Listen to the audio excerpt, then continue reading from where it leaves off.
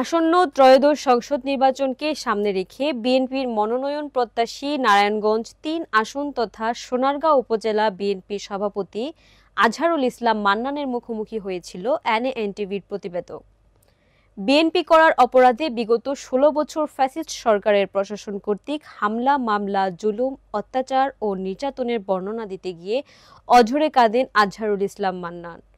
কোন কোন কারণে দল তাকে অবশ্যই মনোনয়ন দেবেন বলে তিনি বিশ্বাস করেন তা তার বক্তব্যে তুলে ধরেন। এসকে মামুনের ক্যামেরায় সাইফুল্লাহ মাহমুদের তথ্যচিত্রে বিস্তারিত। সোনারগাঁবাসীর কাছে বিএনপি মানে আজহারুল ইসলাম মান্নান। ফ্যাসিস্ট সরকার যাকে ১৬ বছর নানাভাবে অত্যাচার, নির্যাতন, নিপীড়ন করার পরও এতটুকু জনপ্রিয়তা কমেনি তার। আসন্ন ত্রয়োদশ জাতীয় সংসদ নির্বাচনে দলীয় মনোনয়ন সম্পর্কে নিজের অবস্থান এবং যৌক্তিকতা তুলে ধরতে গিয়ে তাই অঝরে কাঁদলেন তিনি।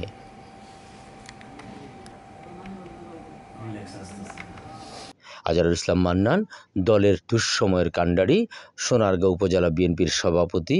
স্বৈরাচার আওয়ামী সরকার আমলে নির্বাচন করে তিনি হয়েছিলেন সোনারগাঁও উপজেলার চেয়ারম্যান, কিন্তু তাকে চেয়ারে বসতে দেয়নি নারায়ণগঞ্জের ফ্যাসিস্ট শামীম ওসমান এবং তাদের আজ্ঞাবহ এমপি লিয়াকত হোসেন খোকা সহ আওয়ামী সরকারের দোসররা। 2018 সালের নির্বাচনটা তো আপনারা জানেন। 2014 নির্বাচনটা আমার দল নির্বাচনে গিয়েছিল উপজেলা। সেই উপজেলা নির্বাচনে আমি অংশগ্রহণ করেছিলাম আমার দলের থেকে। যাক, সোনারগাঁয়ের মানুষ, সোনারগাঁয়ের জনগণ আমাকে বিপুল ভোটে জয়লাভ করছে। কিন্তু আমি বিগত 5 বছরে আমার 6 বার সাসপেন্ড করছে।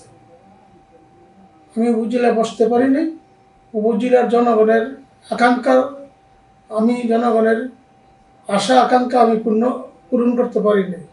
এই জন্য আমি আমার সোনারগাঁর সকল জনগণ, মা বোনেরা এবং যারা বিএনপির নেতৃবৃন্দ, তাদের কাছে আমি দুঃখিত, কারণ আমি তাদের আশা পূর্ণ করতে পারিনি। এত কিছুর পরও বিএনপিকে ছেড়ে যায়নি মান্নান। আগামী নির্বাচনে তাই দল যাকে বেছে নেবেন তার জন্য কাজ করবেন বলে জানান মান্নান। তবে তার বিশ্বাস দল তাকে বঞ্চিত করবে না। আপনি তো নির্যাতন, জুলুম সহ্য করছেন। আমি যদি আল্লাহ আমার উপরে দয়া করে,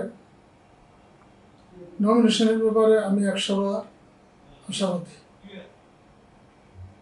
আমি 100% আশাবাদী ইনশাল্লাহ। আমি দলের জিয়া রহমানের, শহীদ প্রেসিডেন্ট জিয়া রহমান যিনি 1978 সালে এই দল গঠন করে, সেই থেকে শুরু করে এখন পর্যন্ত আমি দলের কাজ করে যাচ্ছি, আমার সোনারগাঁয়ের জনগণের কাজ করে যাচ্ছি, নেতাকর্মীকে কাজ করে যাচ্ছি।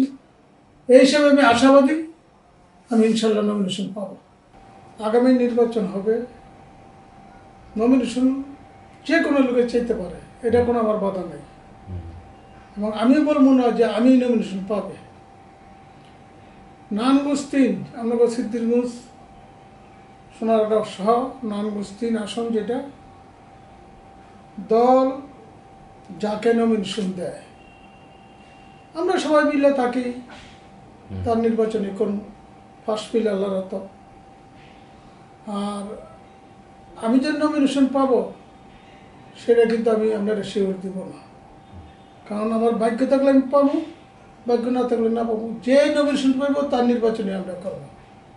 এটা আমি সিদ্ধিরগঞ্জের লোক বুঝি না, সোনারগাঁয়ের লোক বুঝি না। সোনারগাঁ আসন পুনর্বিন্যাস এবং সিদ্ধিরগঞ্জ এলাকায় তার অবস্থান সম্পর্কে মান্নান বলেন, যেহেতু বিএনপির মনোনয়ন নিয়ে নির্বাচন করব, সেহেতু সেখানকার বিএনপি সমর্থকরা আমাকে ভোট দেবে। অতএব নতুন সীমানা নিয়ে আমি মোটেও বিচলিত নই। জামাত, এনসিপি কিংবা যে কোনো দলের প্রার্থী নির্বাচন করুক, তাতে তিনি কোনোভাবেই শঙ্কিত নন বলে জানান মান্নান। নির্বাচন করবে, চরমনায় নির্বাচন করবে, এনসিপি নির্বাচন করবে। আমরা যখন সোনারগাঁও জনগণের পাশে মিশি, দল যাকে নমিনেশন দিব আমরা তার নির্বাচনই করব। এর মধ্যে আমি গ্যাসুদ্দিন সাহেব বুঝি না, মামুন সাহেব বুঝি না, রাজল কর্মী সাহেব বুঝি না, হ্যাঁ, করে বুঝি না। দল যেটা সিদ্ধান্ত, সেই সিদ্ধান্ত আমি মাথা পেতে নেব, যে মান্নানকে ঠেকাও। এটা কারণ কি? মান্নান সোনারগাঁয়ের মানুষের কাছে জনপ্রিয়। মান্নান যদি একবার এমপি হয়, আমাদের জীবন আর সোনারগাঁয়ে এমপি নমিনেশন দেখার মতন তাদের মুখ থাকবে না। তাই তাদের ভাষ্য হইল মান্নানকে ঠেকাও। কারণ মান্নানের কাছে জনগণ, গরিব, বিএনপির নেতৃবৃন্দরা, সোনারগাঁয়ের সব জনগণ মান্নানের লোক আছে। এত ত্যাগ-তিতিক্ষার পরেও আজহারুল ইসলাম মান্নানকে বাদ দিয়ে বিএনপি অন্য কাউকে মনোনয়ন দেবে, এমনটা বিশ্বাস করতে চায় না সোনারগাঁবাসী।